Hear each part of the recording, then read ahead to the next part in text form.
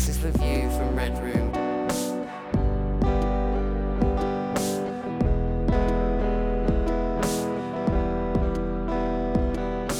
This is the view from Red Room.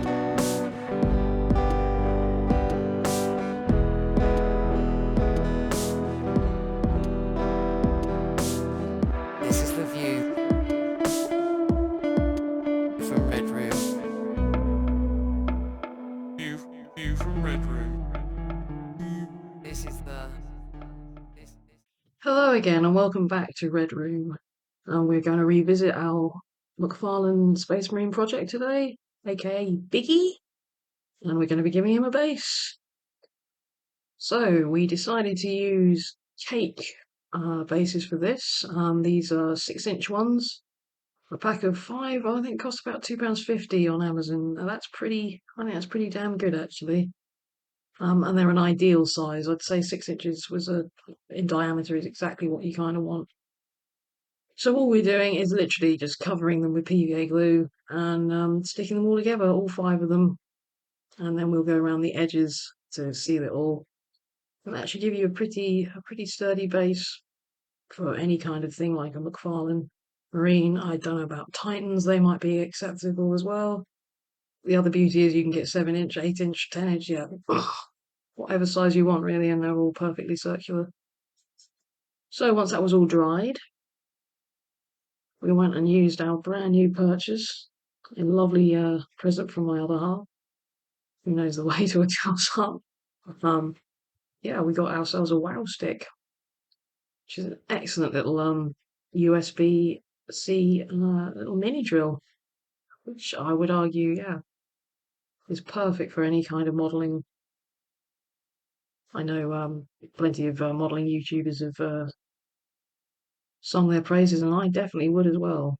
So yeah, we just drilled into the Biggy's foot to make the hole for the wire a lot deeper. So I don't know if sure if you've got a McFarlane Marine, you'll know that the base that they come with isn't exactly the most secure thing in the world. So then we drilled all the way through our 5 cake bases, and this allowed us to stick a wire through, and then we super glued that.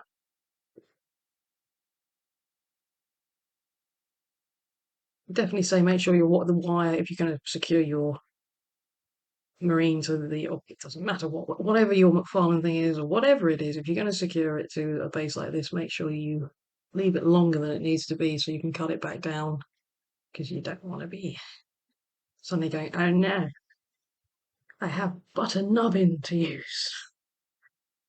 So, and then we have returned to an age-old favourite modelling material of mine, polyfiller, and we're going to cover the whole thing with lovely polyfiller.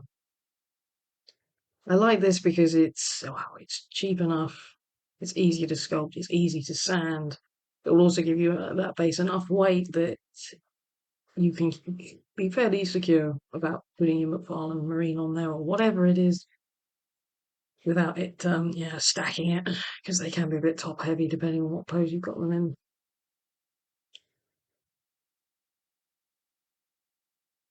And then yeah, we go around the edges to seal them up, and at this point we don't mind about finish. It can be rough. We want it proud so we can sand it back down again.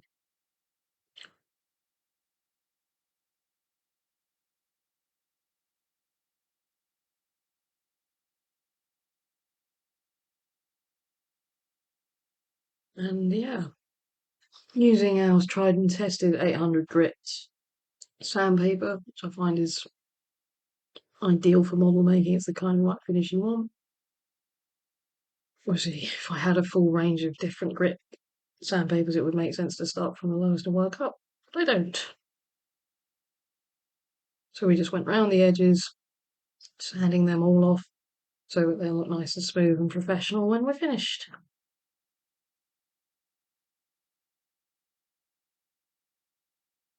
Messy.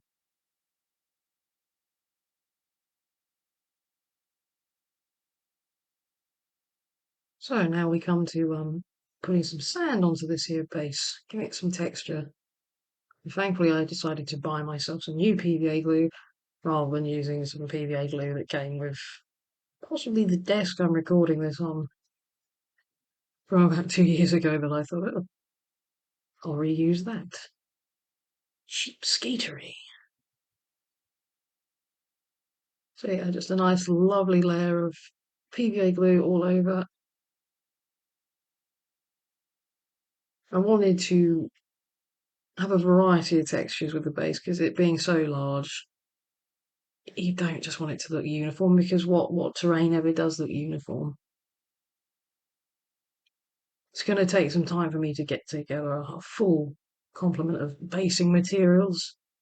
I'm very intrigued by this coconut substrate that other YouTubers have talked about, but don't you always find that when people in North America say things are cheap and easy to get hold of, that isn't the case in Europe.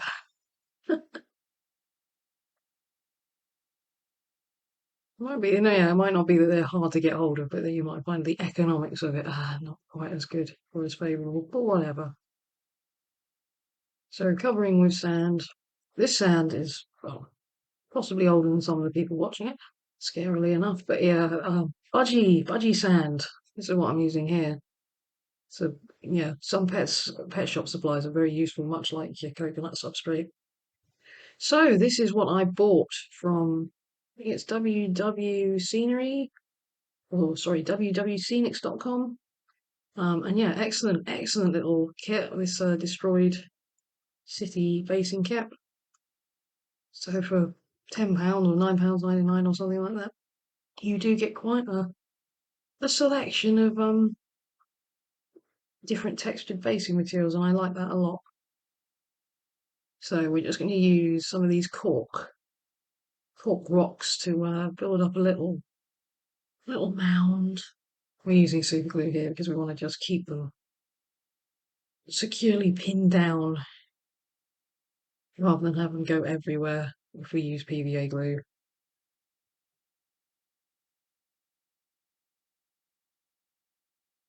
So we're building up. Now we've got enough of a mound, we can crack on with some more PVA.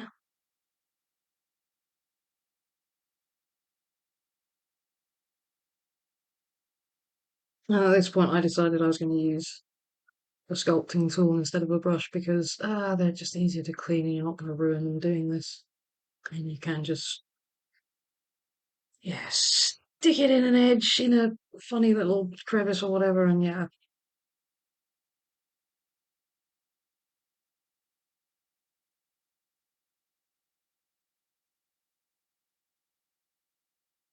But having decent modern day actual not gone off PVA glue makes a big difference. So yeah, now using this lovely sort of shape, slaty, shaly kind of thing. It's really nice because this actually does look like purple plum slate. So that'd be a useful, realistic basing material. Not the us Warhammer types worry about realism too much.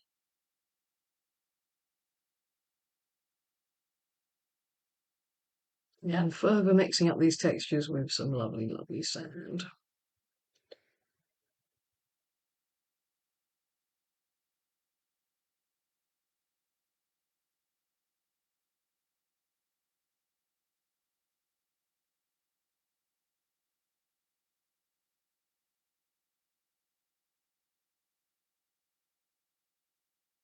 I know people talk about just taking earth from the soil around them, and and I hear other people saying, "Oh no, because you need to treat everything for bugs and everything." And I can understand that. I do. Mm, I don't have an opinion either way there. I'm sure it's prudent. How many people are dying because of dioramas? I don't know, but yeah, especially if you've got kids, you've got to be safe, haven't you?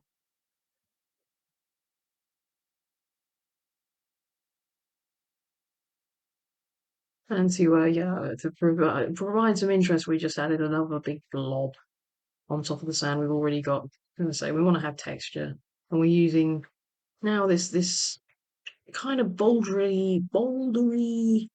That's a word. That's a word.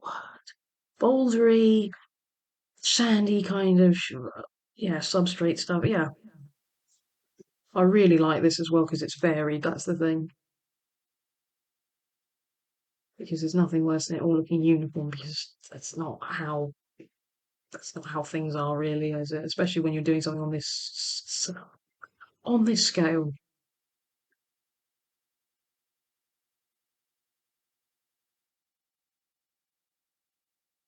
Okay, so this is where we've finished up with. Everything dried up now.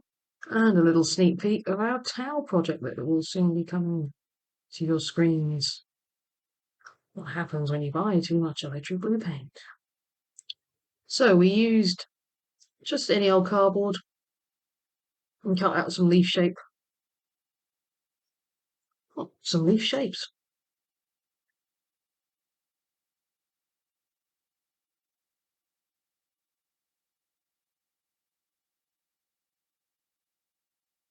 Anything like an old cereal packet. Yeah, your old boxes from your Warhammer. That's a great way to reuse them.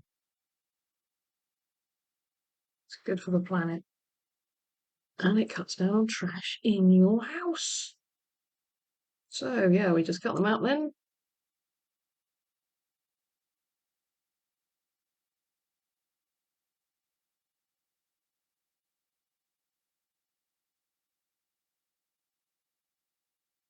I want to use needs to be sturdy enough but flexible enough to actually bend and do things with. I think yeah, the Citadel boxes are pretty ideal for this kind of stuff. We're just cutting out little notches,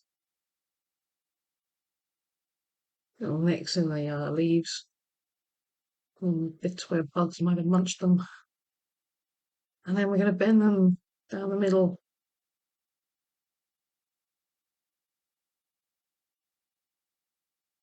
which should make them look a little bit like yucca or cordyline leaves. Spiky.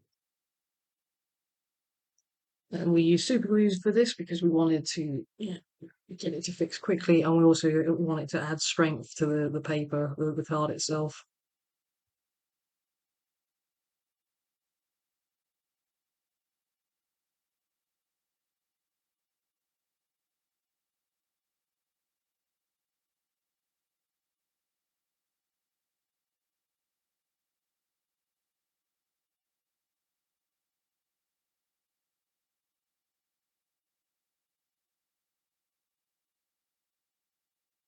Then adding all the leaves, we're going to have 6 leaves on this one. If you wanted to really make this pot, adding layers and layers going upwards, so maybe you have 7 on one layer, 5 on another, 3. That can, or however, that can make it look really realistic because that is generally how that kind of palm would grow.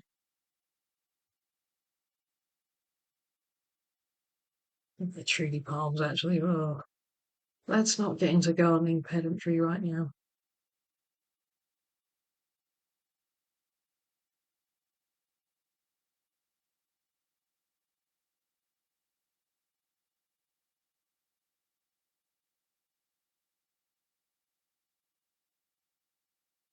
And the last one goes on.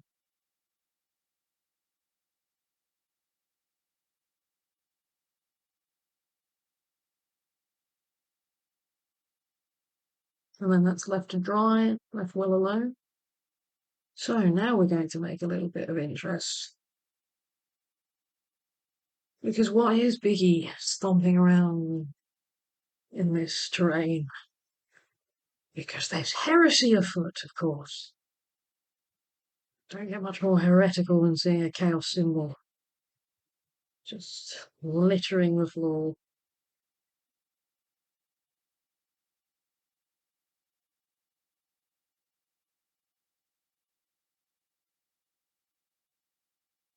So we're just going to use this as a template and as some extra strength.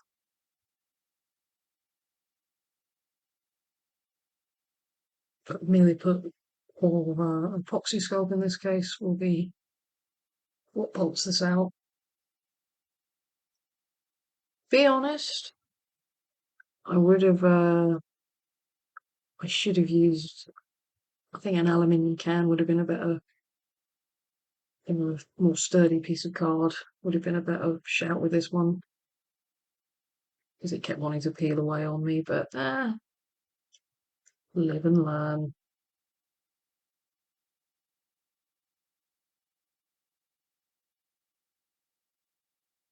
Another one is of a good craft knife.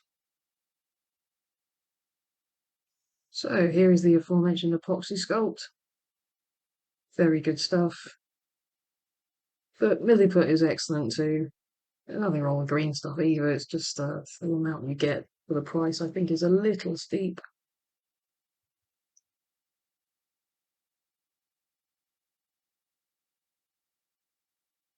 But just mixing up the two.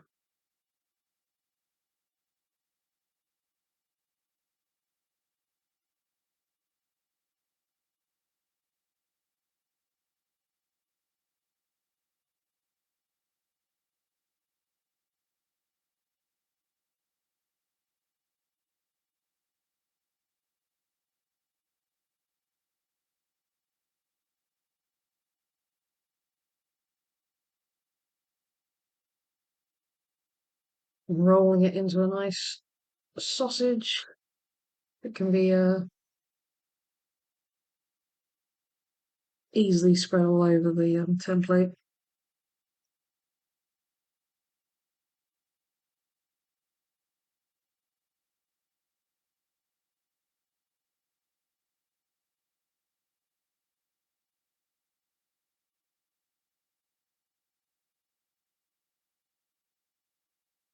Yeah, like thus.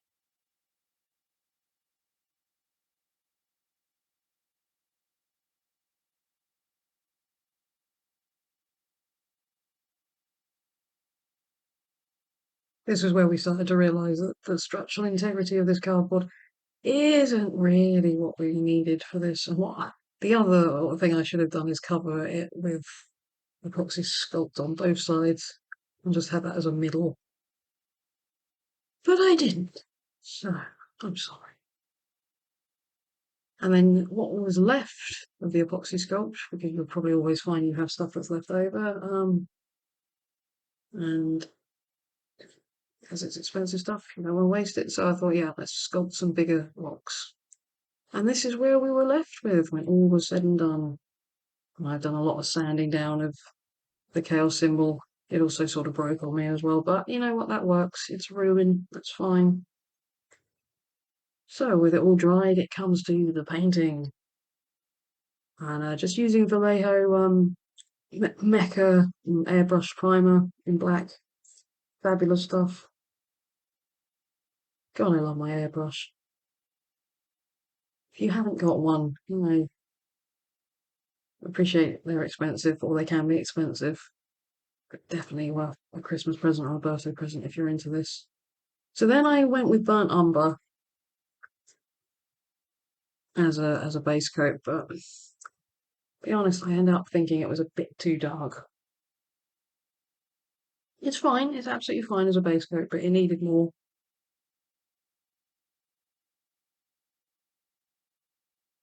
This is where we were when we finished it all.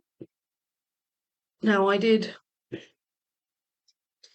try to dry brush this and highlight it by hand. That it will work. It will work, especially if you've got a nice big dry brush. But I don't think it, in comparison to the coverage you get with an airbrush, it's yeah, it's not even on the same league. So we use Wild Riders Red, and this was this after we dry brushed it, and it's so subtle that I just felt it wasn't enough. It just wasn't light enough. I really wanted there to be quite an alien feel to this. So we stuck this in the airbrush and we went over everything.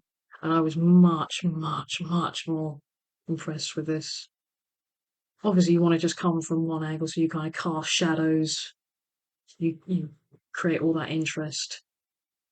But it was, yeah, night and day difference between trying to dry brush it. Being careful with the leaves of the plant, which we painted Caliban green. So light orange from Vallejo, just to really highlight the tops and to add some interest. And also, I felt that I wanted to leave one half of it slightly lighter than the other, again suggesting different soils, different stuff going on, because that's how it would be. I felt this was a really nice combination of nice fiery colours, because we're all aware of colour theory and everything. The Space Marine, the Space Wolf is kind of a light blue colour when all's said and done, so you want a nice orange to counteract that. And again, I wanted it to look alien as well. So this is now us doing the leaves of this here plant, which is a million miles away from how we'll do some orc flesh or some dark angels, karma. But yeah, Caliban green and Luke green mixed together in various ratios, getting ever lighter until we feel we've got a nice gradient of colour.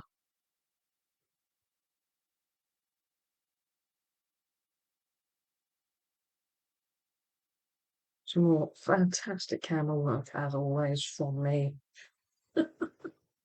There it is. As you can see, there's no great finesse going on with this. This is the fun thing about terrain and scenery building. It gives you a bit more chance to just let rip.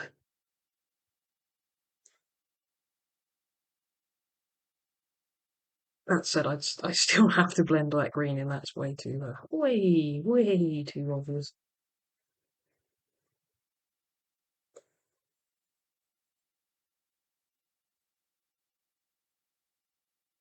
And yeah, pure moot green for the edges. So,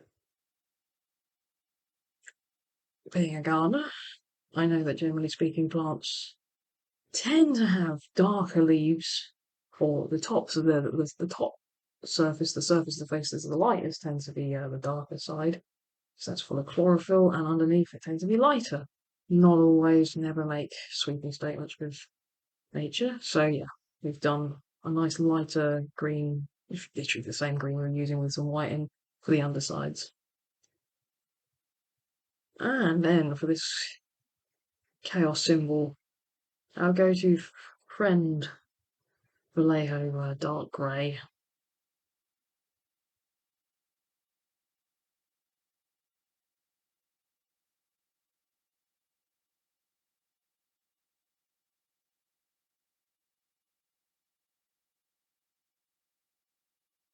Then we thought, what are we going to paint these rocks? We've already gone for vibrant colours, so let's continue. So we're going to make it a bright purple. So starting off with a black and purple. I believe the purple is a royal purple from Vallejo. It's nice stuff, but it's very thin, which is good and bad. So we start off dark, we end up light. It's the same kind of principle. This is also where you can do a load of wet blending because this stuff is so wet. You gradually getting lighter.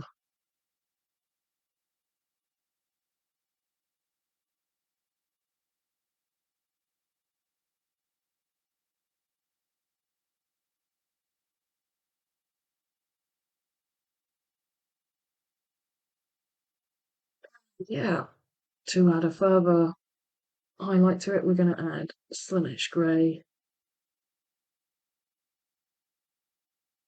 which was not the grey I thought it was when I bought it, but it doesn't matter. So yeah, adding that with the raw purple, and then yeah, liberally applying. Sort of dry brushing, sort of not, but the technique is basically the same, but with a little bit of blending. And for the lightest highlights, yeah, just going around doing the edges.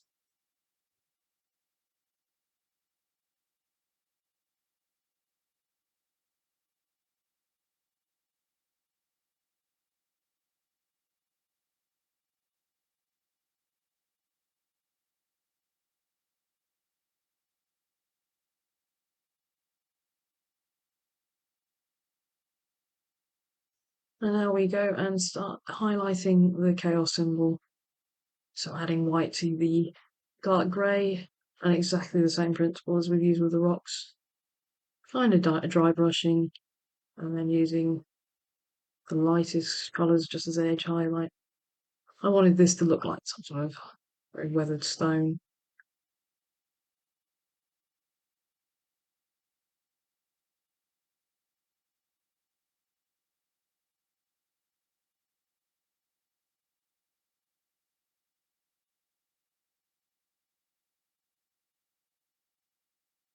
Now, I don't, we all do, there was something in a project where you think, yeah, should I have done this? I don't know. I decided, no, I want to put in the veins and everything on the leaves. So I've just bunged a load of Ariel yellow into the moot green Caliban mix that we were using. And we're just tracing out the veins and everything. I'm not sure I should have done this. Or if I was going to do it, that I should have had a bit more commitment. But live and learn.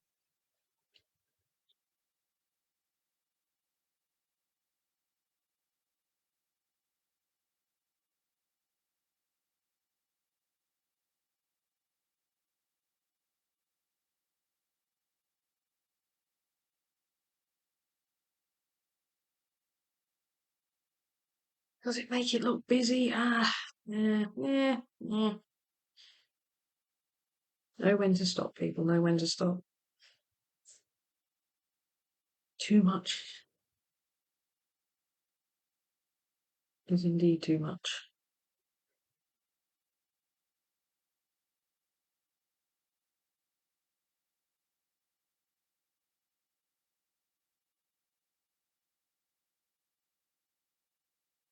And just because obviously it's a transparent colour going over it multiple times.